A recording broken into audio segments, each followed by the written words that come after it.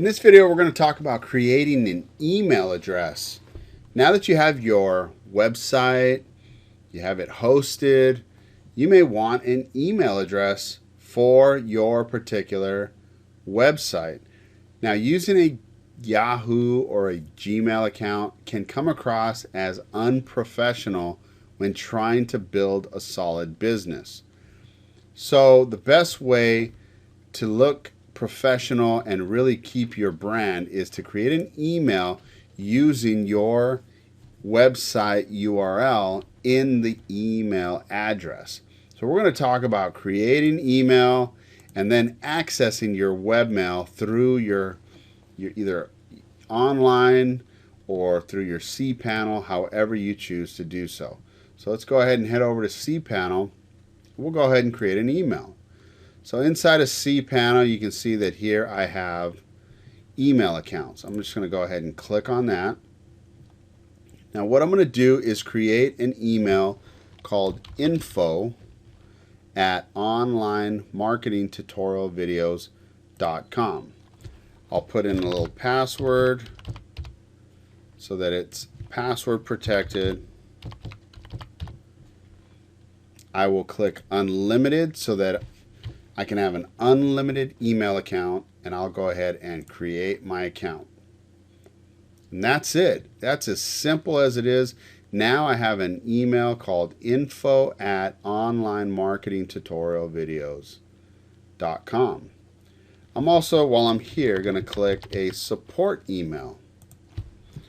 Now, support email will allow me to send this out, use my contact form, that it goes right to my support email. In case there's anything wrong with any of my videos or my business, it's a very common email to send to support, and then you have your professional URL extension right here. So let me go ahead and create that account. All right, so I have a couple of emails now set up for my business. So what I can do here through my cPanel, I can hit the More button and then access the webmail. Now webmail will allow me to, let me go ahead and confirm my security exception here. Webmail will allow me to view my email online at any time. I can log into my cPanel, I can access my webmail, and I can simply use any one of these, Squirrel Mail, Roundcube, or Horde. I can go ahead and read mail using Horde. So let me click on that.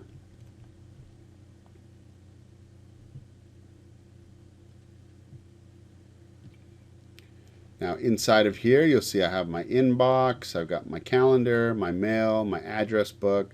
I can make a new content. This is where I will access my email. Now, let's just say, for example, you don't want to log in to cPanel every time to access your mail. All you have to do is type in your URL in your browser /webmail, hit enter, and that should prompt you with your username and your password. In this case, my username will be my email address.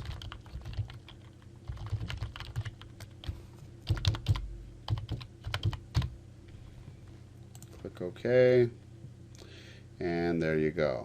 I've got a lot of RoboForm stuff going on because it wants to save all of my emails and all my passwords.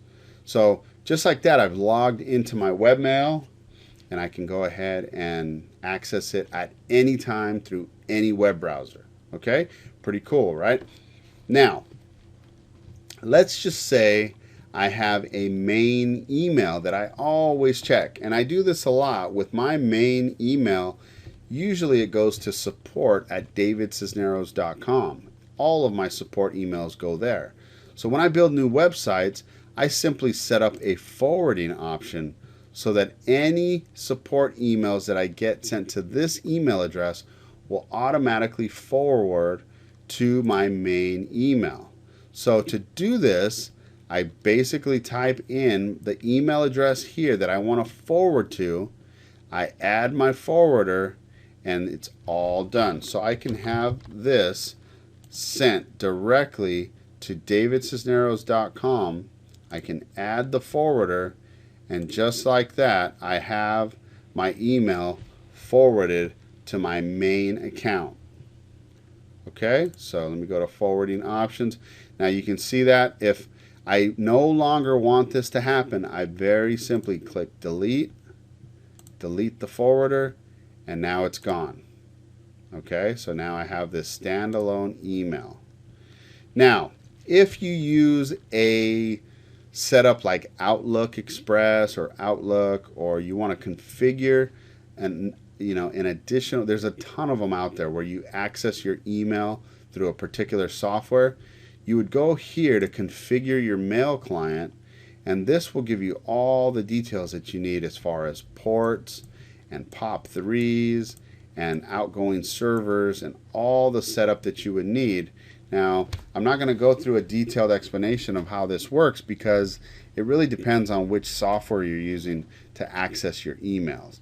And it also depends on whether you're using a secure connection or a non-secure connection. So it's really hard for me to have have a video and cover all that in detail. But that being said, we've created an email address. You now know how to access your webmail, and those are two essential parts of having an online business. You got to have a good branded email. So thanks for watching this video. We'll see you in the next one.